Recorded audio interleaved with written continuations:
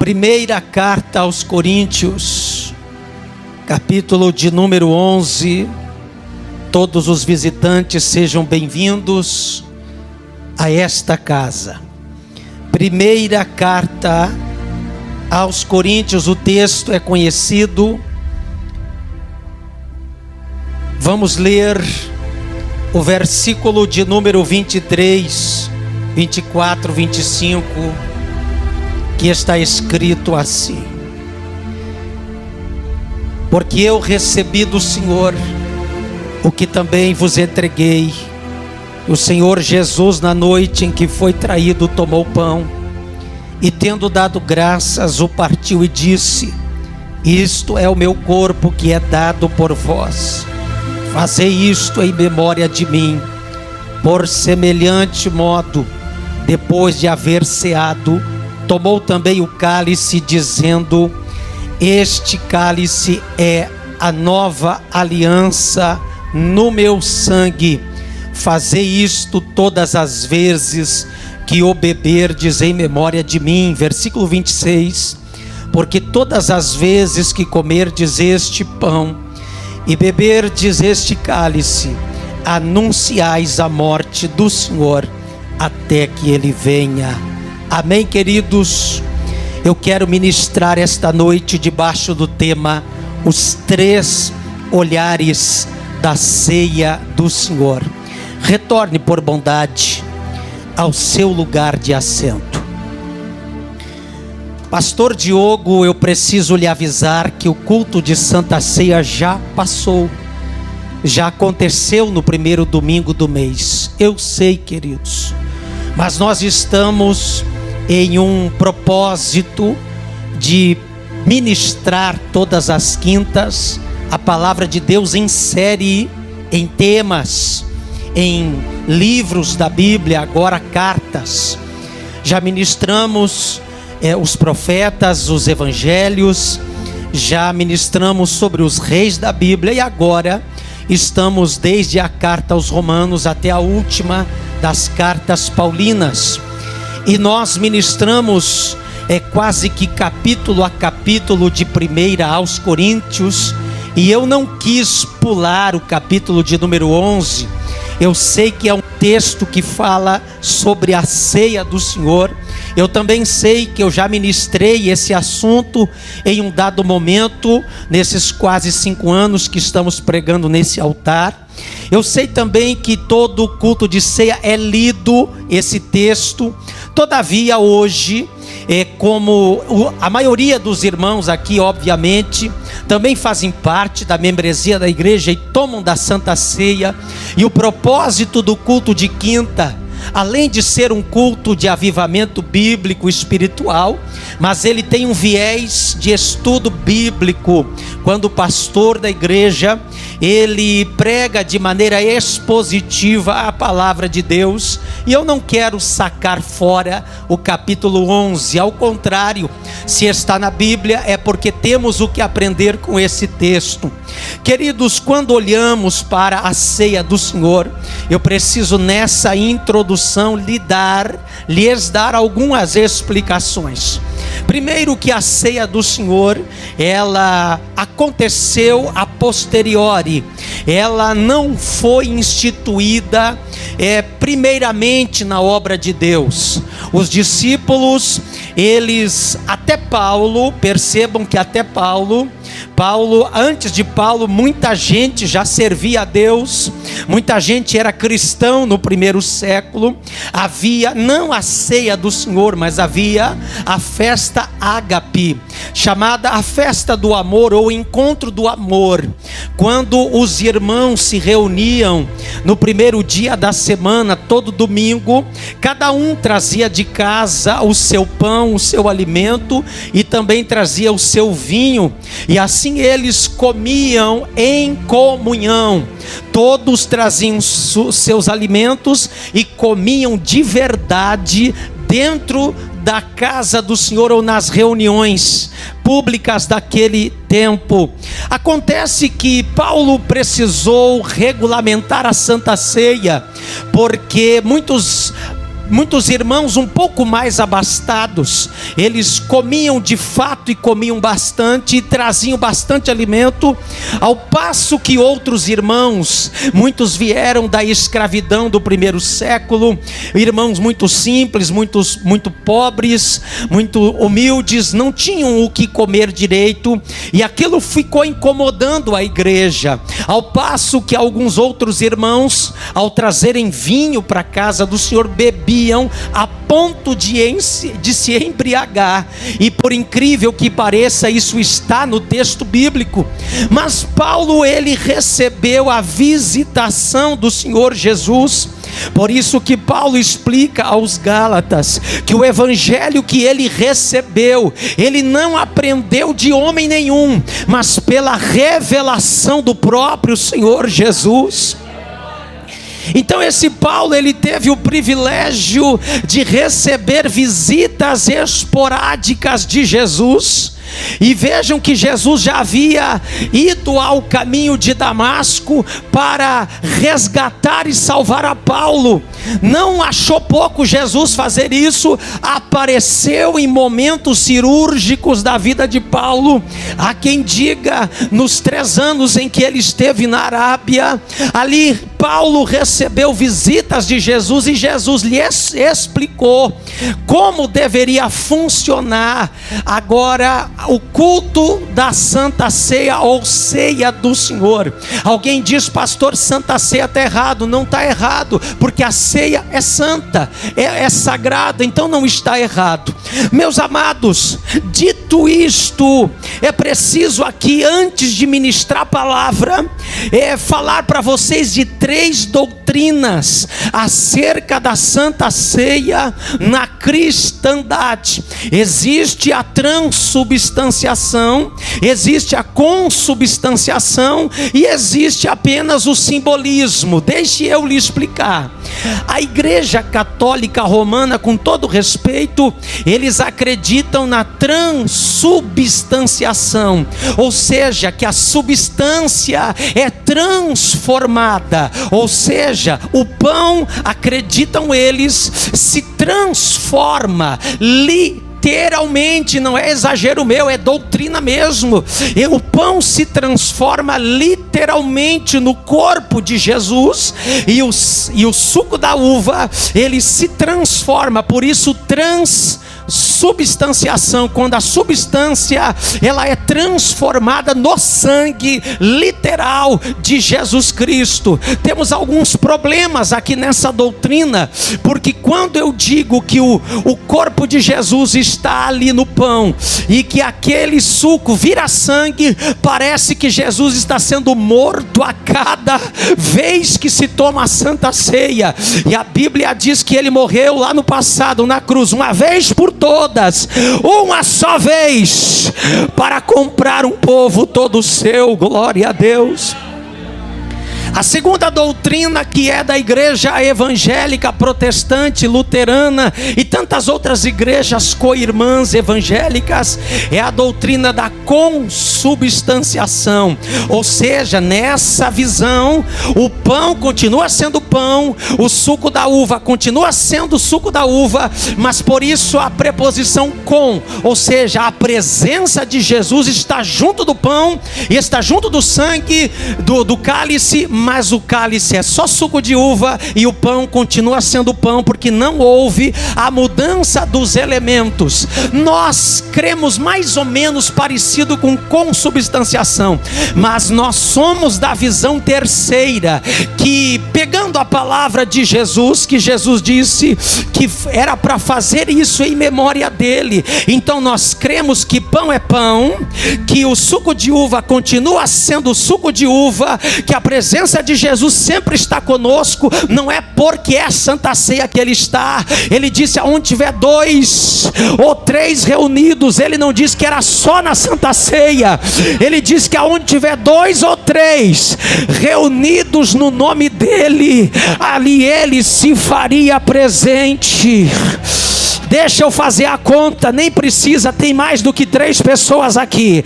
Precisava 2 para ele se fazer presente. Então eu quero dar boas-vindas ao Cordeiro esta noite, porque esta igreja não é a igreja de Laodiceia, que o Cordeiro fica lá na porta, batendo e pedindo por favor para alguém abrir, para ele entrar. Tem igreja por aí que o Cordeiro está para fora, mas nesta igreja, não é a melhor do mundo, mas aqui eu tenho certeza que o Cordeiro está. Você está sentindo ele aí? Eu estou. Oh glória! Então nós cremos, amados, que o pão e o cálice é apenas um memorial, é apenas um símbolo do corpo, não vira corpo, e o cálice é apenas um símbolo do sangue. Eu já vi por aí, de tanta estrada, eu já vi por aí alguém orando na Santa Ceia: Senhor, transforma este cálice em sangue. Não vai transformar nunca, continua sendo suco. Amados, é apenas um simbolismo. Ele disse que era para pegar o pão, mas pastor, ele disse: isto é o meu corpo. Mas isto é uma figura de linguagem, é uma metáfora. O pão é apenas uma metáfora, é uma figura de linguagem do corpo dele. Mas é para que quando nós colocamos o pão e o cálice, nós estamos renovando uma aliança com o Senhor Jesus. Dito isto, amados, eu quero pregar sobre 3 olhares da ceia do Senhor. Primeiro olhar, um olhar para o passado. Segundo olhar, um olhar para o presente. E terceiro, um olhar que aponta para o futuro. Primeiro olhar, olhar para o passado. Por quê? Porque quando nós tomamos a ceia, nós precisamos voltar com aquela cena do Calvário. Aqui foi produzido pelos nossos midianitas, os nossos irmãos que trabalham na mídia. Foi produzido ali um vídeo emocionante que nós rodamos aqui na Santa Ceia. Foi rodado 2 vezes e as 2 vezes me arrancou lágrima, porque eu não aguento ver, ainda que é um ator ali no vídeo, mas ele representa Jesus, um vídeo que representa o quanto Jesus sofreu naquela cruz, amados. E ali Jesus disse em 1 Coríntios 11:24, está dito, e tendo dado graças, ele partiu o pão e disse: este é o meu corpo, que é dado por vós. O que é isso? A expressão dado por significa que quem merecia a morte era nós. Nós merecíamos, sabe por quê? Porque a Bíblia diz que o pecado, ou melhor, que o salário do pecado é a morte.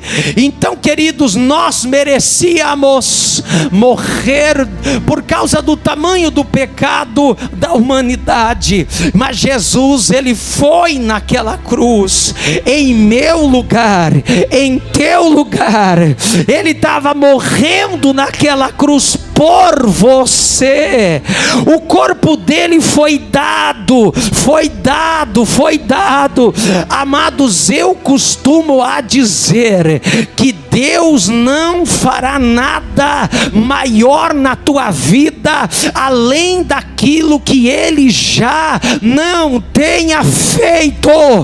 Eita, pastor, mas eu estou esperando acontecer coisas grandes na minha vida. Até pode acontecer coisas grandes, mas o grande que tu está esperando acontecer, e até vai acontecer coisas boas, é menor que o corpo dele que foi entregue naquela cruz. Aleluia. Muitas vezes a gente vem para a igreja naquela expectativa de receber algo miraculoso, e não está errado. Aqui acontece mesmo milagres, e se você aguentar esse estudo sistemático, eu já te convido para a próxima quinta, onde nós vamos começar a falar sobre batismo com fogo, batismo com o Espírito Santo, dons espirituais. Mas antes temos que passar aqui pela cruz, e Jesus disse: o meu corpo que foi dado. Às vezes a gente vem na igreja querendo receber algo grande. Amados, por mais que Deus te dê fazenda com gado, que mais que Deus te dê muitas terras, imóveis, Deus te dê casa na praia, o carro que você sonha, nada disso é pecado. Deus pode até te dar, mas nada disso vai ser maior do que o teu nome escrito no livro da vida, e que o sangue de Jesus naquela cruz. Quando nós olhamos para o passado, a gente precisa obedecer o que Jesus disse e recordar desse evento. O versículo 24 diz: fazei isto em memória de mim. A palavra memória do grego é anemnesis. Anemnesis parece com amnésia. Amnésia é esquecer, amnésia é quase igual, mas amnésia é recordar com plena consciência daquilo que foi feito lá no passado. Tem coisa que Deus fez por tua vida que é bom você não esquecer. Faz 2000 anos que Jesus morreu naquela cruz, e Ele ainda continua dizendo no imperativo: fazer isto, fazer isto. Tomar a Santa Ceia é encarar o Monte Calvário. Tomar a Santa Ceia é recordar, é lembrar do sacrifício dele. Quem pode glorificar a Deus? O segundo olhar da ceia é um olhar no presente. E aqui eu abro 5 subtópicos no olhar para o presente. Primeiro, é olhar para uma proposta de pacto. Vejam que o Evangelho de Mateus 26 e 28 diz: porque isto é o meu sangue, o sangue da nova aliança. Diga comigo: nova aliança. A palavra nova, ali do grego é kainos, que quer dizer recentemente fresquinho, ou seja, novo. Quando Jesus disse: eu vou fazer uma nova, é porque o que tinha antes estava se tornando velho, obsoleto. Ou seja, o pacto que existia quando no mundo estávamos, quando na escuridão estávamos, aquele pacto ele foi velho. Pastor Diogo, mas quando eu não estava na igreja, eu até fiz pactos tenebrosos lá no mundo, lá fora. Eu fiz mandinga, eu fiz coisa errada. Eu, na minha falta do conhecimento de Deus, pastor, eu fiz coisa errada. Amados, fique tranquilos, sabe por quê? Porque tudo aquilo foi velho, agora o novo começou na tua vida. Oh glória, oh glória. Eu acho interessante que quando Jesus chega, Ele chega com kainos, Ele chega com novo. Ele pega o pão, Ele pega o cálice, e Ele diz: agora é uma nova. Eu descobri que Jesus gosta de coisas novas. O meu Deus, quando Ele chega na tua vida, Ele chega apagando o passado, Ele chega rasgando páginas e trazendo coisas novas. Isaías 43, 18 e 19 está escrito: não vos lembreis das coisas passadas, nem considerais as antigas. Eu, o Senhor, eu estou fazendo uma coisa nova. Uma coisa nova. Levante a sua mão quem crê em profecia. Eu vim profetizar que aonde o Nazareno chega, ele chega com novidade. Eu vim profetizar que lá na tua casa está chegando uma atmosfera nova, lá na tua empresa, lá no teu ambiente de trabalho, está chegando um ar novo, uma bênção nova, uma nova notícia. Quem crê em novidades, cutuca a pessoa do teu lado, diga para ele, diga para ela: onde Jesus chega, chega coisas novas. Uravai, terrai, anagasurabacantarai. Quem tem glória aí na boca para soltar, solta. Eu sinto Deus nesse ponto da mensagem. Eu sinto que Deus vai trazer coisas novas. Vai vir um exame médico novo. Vai vir notícia do teu advogado nova. Ei, ei, ei. Tem coisa nova que o carteiro vai trazer. Vai chegar mensagem nova no teu WhatsApp. Eita, receba coisas novas do meu Deus na tua vida. Ele disse: nova aliança, nova aliança, nova aliança. Ao fazer uma nova aliança, estava sendo desfeita as antigas alianças. Eu quero nesta noite te dar uma boa notícia. Agora você que já está batizado em águas, eu precisava ter dito isso no início da mensagem. A ceia do Senhor nós servimos para aqueles que antes se batizaram em águas. Batizando-se em águas, a pessoa já tem acesso à mesa do Senhor. Meu desejo é que no próximo batismo você esteja ali, descendo nas águas, e ao levantar delas, chegar para o pastor e dizer: pastor Diogo, eu quero pão, eu quero cálice, eu anseio por esta aliança. Eu quero profetizar que todas as alianças foram quebradas. A aliança que perpassa a eternidade é aquela que tu tem com Cristo, é aquela que você tem com Cristo. Segunda proposta do presente é atual, desculpe a redundância. Veja que o versículo 28 diz: derramado em favor de muitos. O sangue foi derramado. Esse aqui é um culto de estudo bíblico.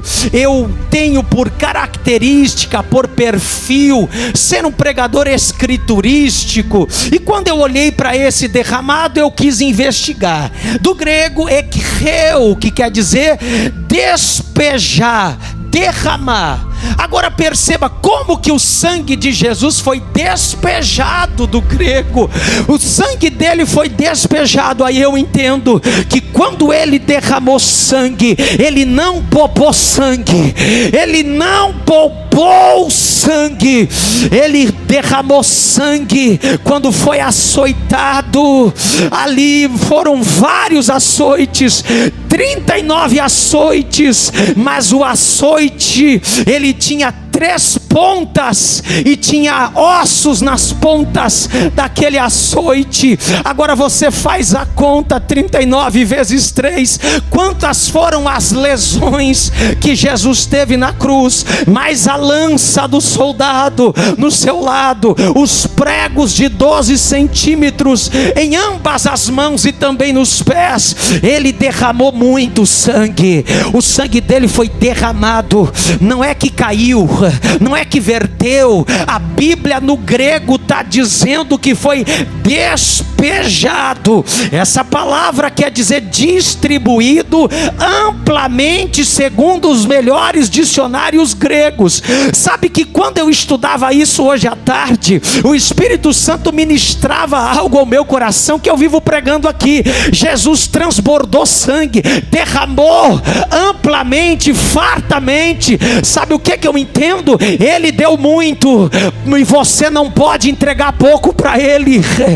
Ele deu muito sangue, então dê bastante glória a Deus, dê bastante aleluia. Ei, entrega ao máximo, entrega, não tenha dó do pneu do carro, não tenha dó de 1 litro de gasolina, não tenha dó de vir à casa de Deus. Ele entregou muito, e se você entregar muito, você vai estar aliançado com Ele. Entrega mais, se está dizendo o Espírito, se entrega mais adoração, entrega mais quebrantamento, entrega o teu tudo, e terás o tudo de Deus para a tua vida. O verbo no grego tem tempo, tem voz e tem modo. O tempo ali é presente, ou seja, quando alguém aceita Jesus ou crê no Senhor Jesus, embora o sangue tenha sido derramado há 2000 anos atrás, o verbo está conjugado no presente. Aceitou Jesus, derramou sangue sobre a tua vida. É assim que funciona no mundo espiritual. E sabe que o dia que tu aceita Jesus, o diabo passará a te respeitar. Os demônios que te incomodavam passarão a te respeitar. Amado, o maior culto de libertação, eu já fiz muito culto de libertação em Passo Fundo, mas o maior culto de libertação é quando a pessoa crê no Senhor Jesus, porque o sangue é derramado nela, o sangue é aplicado nela. O Satanás respeita isso. Você não precisa de fogueira santa, você não precisa de vela ungida, você não precisa de sabonete do descarrego. Não, tu precisa do sangue. Tu precisa é do sangue. O sangue de Jesus não é fraco. O verbo está na voz passiva, ou seja, a gente só recebe. Sangue de Jesus a gente só recebe. Então você está recebendo algo muito precioso esta noite. Já recebeu, está recebendo. É a autoridade do sangue de Jesus. Ele está no modo particípio. E de tanto eu falar nisso, você vai aprendendo essas manhas do texto. Particípio quer dizer continuamente, ou seja, o sangue não para de derramar. Foi há 2000 anos atrás, mas ele é aplicado a cada pessoa que crê. O camarada pode ser bandido, traficante, ele pode ter cometido muitos crimes, mas ele chegou aqui na frente, aceitou Jesus, o sangue é derramado nele. Ele é santo, quem pode glorificar a Deus? Terceira proposta do sangue, ele te proporciona uma sociedade. Isso aí muito nos interessa. Veja que o capítulo 10 de 1 aos Coríntios, versículo 16: porventura o cálice da bênção que abençoamos não é a comunhão, diga comigo, comunhão do sangue de Cristo? O pão que partimos não é a comunhão do corpo de Cristo? Diga comigo, comunhão. Você percebeu que apenas neste versículo 2 vezes aparece a palavra comunhão, que do latim é comum, união, ou seja, nós temos uma união comum com Cristo. Aqui do grego é koinonia, que vem da raiz koinonos, que quer dizer sócio, companheiro, parceiro, colega. É isso que quer dizer. Então sabe o que acontece quando você participa da mesa do Senhor? Jesus é teu sócio. Jesus é teu. Eu sei que essa palavra pode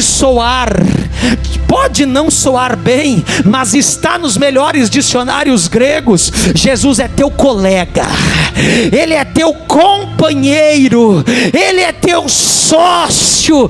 Aonde tu andar, ele anda contigo. Ele é teu sócio. Projeto teu é projeto dele também. Aonde você colocar a mão, adorador, aonde você colocar a planta dos teus pés, o teu sócio poderoso entra contigo. Entra contigo. Eu sei que nas questões contábeis e empresariais, CNPJ às vezes exige até certa sociedade, às vezes fazem parte. Mas esses dias alguém disse: pastor, sabe de um sócio rico para entrar comigo? Eu disse: eu tenho. E ele disse: quem? Eu disse: Jesus de Nazaré. Ele tomou um susto, ele achou que eu ia dar o nome de alguém muito rico da região. Eu disse: não, eu conheço um muito rico. E ele disse: quem? Jesus, o Jesus lá da minha igrejinha, o Jesus de Nazaré, o Jesus, o leão da tribo de Judá. Se você está com ele, tu não quebra, você não se frustra, com ele você não se decepciona. Ei, quem quer um sócio como este? Eu quero. Levante a sua mão. Ele é teu sócio, ele é teu companheiro. Quarta proposta de uma autoanálise. Versículo 28, capítulo 11, versículo 28. Examine-se, pois, o homem a si mesmo. A palavra examinar ali quer dizer verificar o metal. A palavra doquimazo, lembra do docmus, do aprovado que eu já preguei aqui? Então aqui é quando nós tomamos a ceia, eu preciso olhar para dentro de mim mesmo e fazer uma autoanálise. Como é que está a minha vida? Pastor, mas e se eu fiz coisa errada durante o mês? Eu cometi um pecado grotesco, cometi um pecado. A Bíblia diz que aquele que confessa e deixa alcançará misericórdia. Não esconda pecado, não tenha vergonha do pastor. O pastor é confidencial. O que o pastor escuta fica aqui, é falado com Jesus, e ele nos deu este poder. Não é teu amigo que perdoa, eu sei que quem perdoa é Jesus, mas ele disse: aquilo que vocês ligar na terra é ligado no céu. Eu congreguei já eu não vou dizer aonde, mas eu já congreguei em lugar que a turminha fazia uns pecadinhos, uns pecados, e confessavam para um amiguinho deles, elegiam um amiguinho para confessar. E isso não é o que a Bíblia ensina. É preciso, a Bíblia diz: com aquele que confessa e deixa alcançará a misericórdia.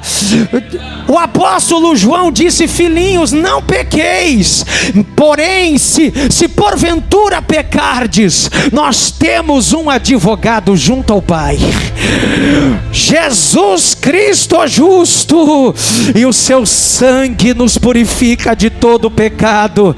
Que lindo, Ismael, tu me mandou o vídeo esta semana, o advogado fiel. Ismael, que está vivendo um avivamento bíblico, uma conversão genuína. Sabe o que é isso, meus amados? Isso é o sangue de Jesus, que perdoa, que salva. Eu preciso me examinar. A Bíblia diz, amados, por causa disso, quando eu não levo em conta, quando eu zombo do pão e do cálice, a Bíblia diz, por causa disso, há muitos fracos, doentes e muitos que dormem. Dormir ali é um eufemismo para a morte. Então eu não posso brincar com as coisas santas de Deus. Tem muita gente que está enfraquecendo porque não leva em conta a seriedade da sua vida espiritual. Existe o fraco, tem gente adoecendo porque não está tratando com devido respeito as coisas de Deus, e muitos estão atraindo coisas ruins para a sua vida. Mas por outro lado, na interpretação bíblica, existem os antônimos que são verdadeiros. Se existe o fraco, existe o forte. Se existe o doente, existe o saudável. Se existe a morte, existe a vida. Pastor Diogo, eu não estou brincando aqui na igreja, pastor. Eu cansei de mundo, pastor. Eu vim aqui é para servir a Deus de fato. É para ter um encontro com Deus. É para adorá-lo por toda a eternidade. O que é que tem para minha vida? Então para você tem força. Então para você tem vida saudável, casamento saudável, família saudável, vida espiritual, financeira, emocional saudável. Ei, levante a mão para você receber esta promessa da palavra. Para ti vai ter força, para ti vai ter saúde, para você vai ter vida, e vida com abundância. Quem crê nessa proposta do Evangelho, glorifique a Deus. Quando olhamos para o presente, nós recebemos uma quinta proposta, a de escape. 1 Coríntios 11:32. Mas quando julgados, somos disciplinados pelo Senhor, para não sermos condenados com o mundo. Pastor Diogo, qual que é o status do mundo lá fora? Condenado.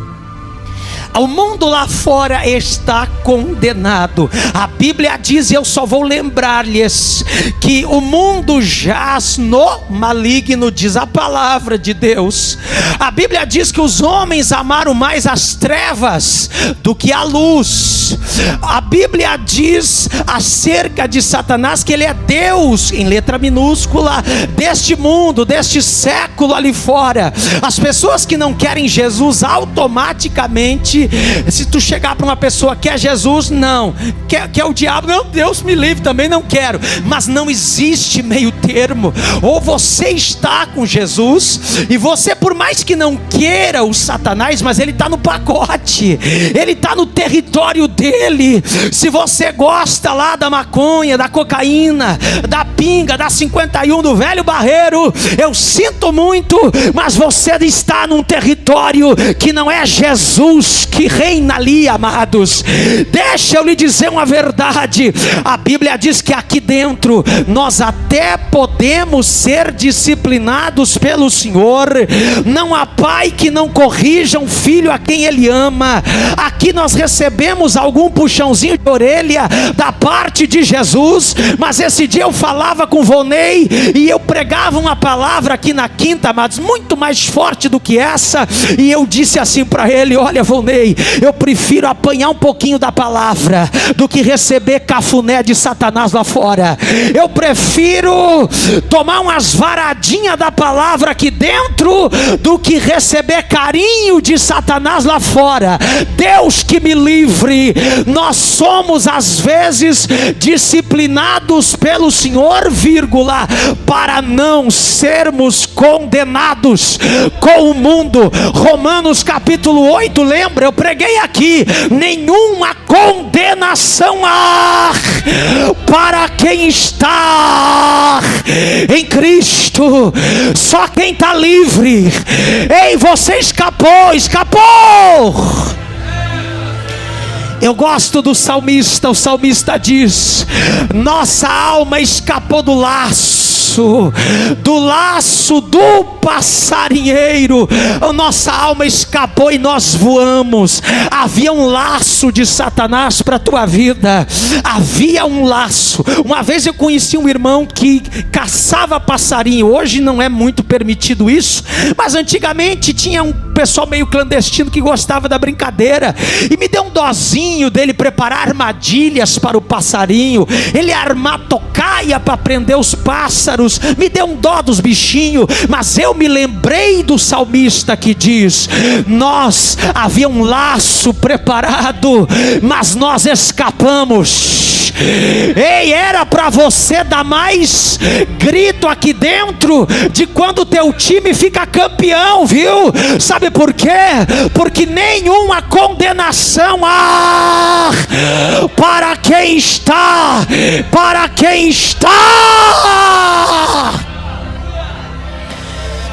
oh glória. Esses dias eu disse para alguém: você está triste porque o teu time perde, o meu só ganha. E ele disse: tu é que time? Eu sou do time de Jesus Cristo. Eu sou do time de Jesus Cristo. É o Botafogo nas trevas. Oh glória! É o Botafogo na seara dos filisteus. Ei, eu tenho uma palavra para você.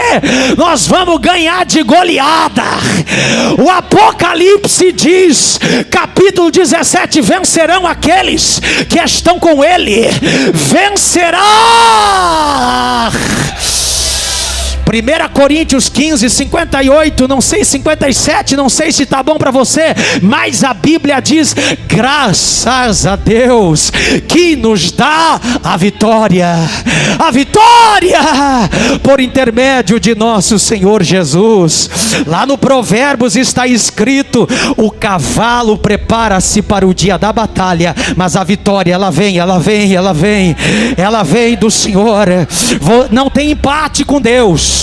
Servir a Deus não tem empate, não tem VO, não. Quando você serve a Deus, você só ganha de goleada.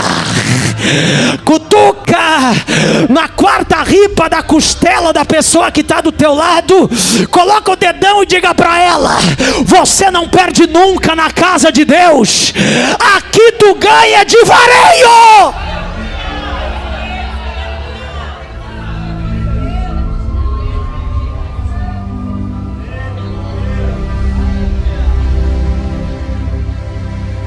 Encerro. Terceiro olhar para o futuro. É rápido. 1 Coríntios 11, 26. Pastor, até quando que eu tenho que tomar ceia, pastor? Até quando que eu tenho que participar da mesa do Senhor? 1 Coríntios 11, 26. Porque todas as vezes que comerdes este pão e beberdes o cálice, anunciais a morte do Senhor até que Ele venha. Oh, quando Ele venha, quando Jesus chega, vai resolver tudo. Tem problemas que não serão resolvidos nesta terra, mas quando Ele vier, vai resolver tudo. Quem pode dar glória a Deus por isso? Quando tomamos a ceia, olhamos para o futuro. Sabe por quê? Porque quando Ele reina, ou onde Ele reina, Ele organiza aonde Ele reina. Mateus capítulo 8, versículo 11. Digo-vos que muitos virão do Oriente e do Ocidente e tomarão lugares à mesa com Abraão, com Isaque e Jacó no reino dos céus. Pastor Diogo, Jesus não reina agora só no teu coração e no meu, mas no mundo Ele ainda não reina. Ele vai vir para reinar. Ele é um rei, Ele tem título de rei, Ele vai reinar, mas Ele não tomou o reino ainda. Por ora Ele só reina no meu e no teu coração, que não é pouco. Ter Ele como rei da tua vida, ter Ele como cabeça da tua vida. Quando Jesus entrou no trono do teu coração, Ele desempregou aquele demônio que te perturbava. Ele desempregou aquele demônio que te dava uma sede por álcool, uma sede por maconha, uma sede por crack, aquele demônio que te trazia tristeza, aflição, depressão. Jesus entrou e disse: sai fora, salta fora agora, porque nesse coração eu assumo o trono, eu reino. Quando eu olho para textos assim, eu não sei se é a gente que imagina, a mente de pregador fica um pouco treinada para essas coisas, mas parece que eu vejo um troninho no coração, e Jesus tirando quem reinava lá e se assentando como Rei dos Reis. e Senhor dos senhores na tua vida. Coração que Jesus é rei, o vazio que existia não existe mais. O vazio que tu sente da tua alma não enche com cachaça, com droga. O vazio que tu sentia, ele só enche com a presença do Rei dos Reis. Deixa ele reinar na tua vida, deixa ele ser rei da tua casa. Entrega teu CNPJ nas mãos dele, teus negócios, teus projetos, deixa ele mandar na tua vida. Fica em pé, meu amado, eu quero estar orando. Oh glória, há uma presença aqui neste lugar. Aleluia, glória a Deus, glória a Deus. Eu quero convidar você a sair do lugar aonde você está e gastar 2 minutos comigo aqui na presença do Senhor Jesus, para você sentir o sobrenatural. Urai chumerra cantei. Um pouquinho mais para frente, pode vir, Israel, só para dar lugar para quem está vindo. Feche os olhos agora. Agora é você e Deus. Não depende nada do pastor Diogo aqui, pelo amor de Deus. É aquilo que tu trata com Deus, é o tamanho que você se entrega.